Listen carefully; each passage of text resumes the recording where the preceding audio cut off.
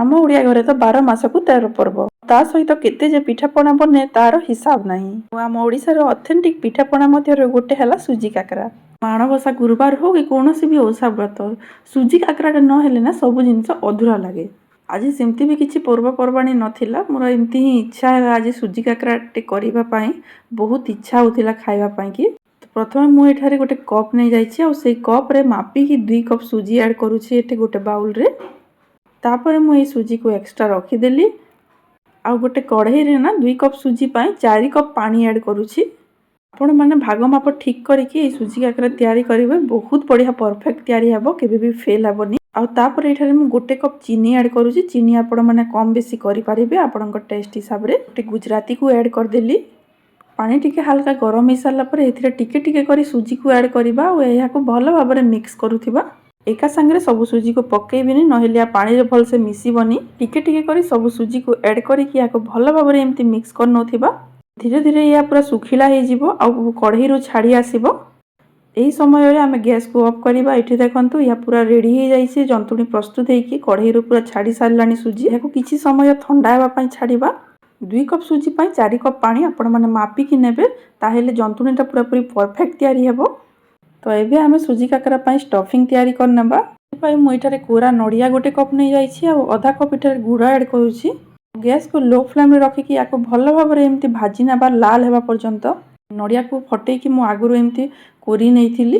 किछि समय गला परे एठी देखंतु या भाजी हे गलानी और बहुत सुंदर बास्ना मध्य होउछि।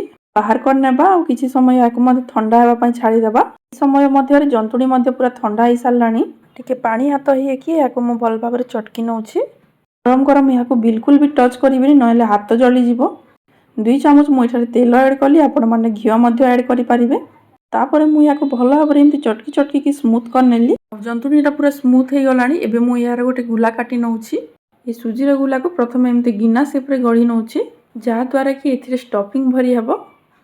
सुजीर जंतुणी आपण माने जिते भल से तैयारी करिवे ना पिठाटा सेते बढ़िया हेबो बिल्कुल भी फाटिबनी।